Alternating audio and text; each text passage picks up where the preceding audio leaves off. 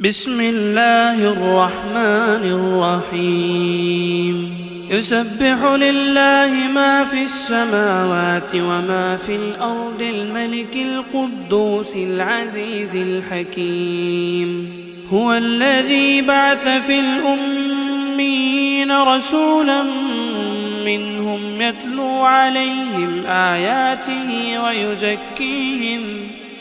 يتلو عليهم آياته ويزكيهم ويعلمهم الكتاب والحكمة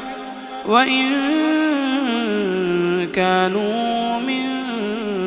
قبل لفي ضلال مبين وآخرين منهم لما يلحقوا بهم وهو العزيز الحكيم ذلك فضل الله يؤتيه من يشاء والله ذو الفضل العظيم مثل الذين حملوا التوراة ثم لم يحملوها كمثل الحمار يحمل أسفارا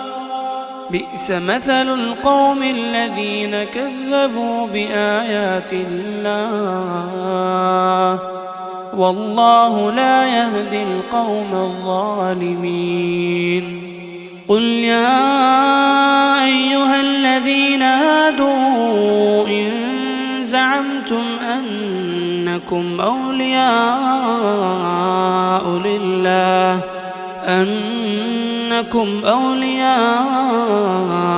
لله من دون الناس فتمنوا الموت إن كنتم صادقين ولا يتمنونه أبدا بما قدمت أيديهم والله عليم بالظالمين قل إن الموت الذي تفرون منه فإنه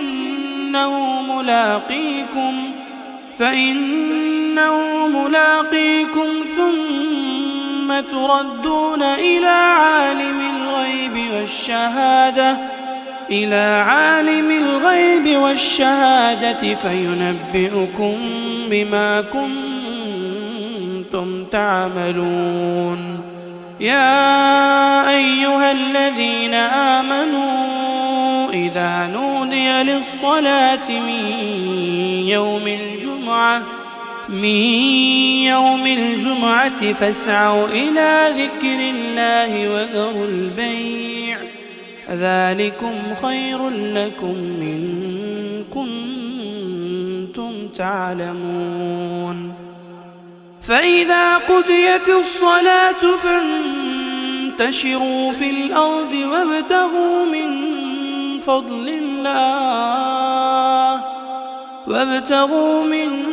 فضل الله واذكروا الله كثيرا لعلكم تفلحون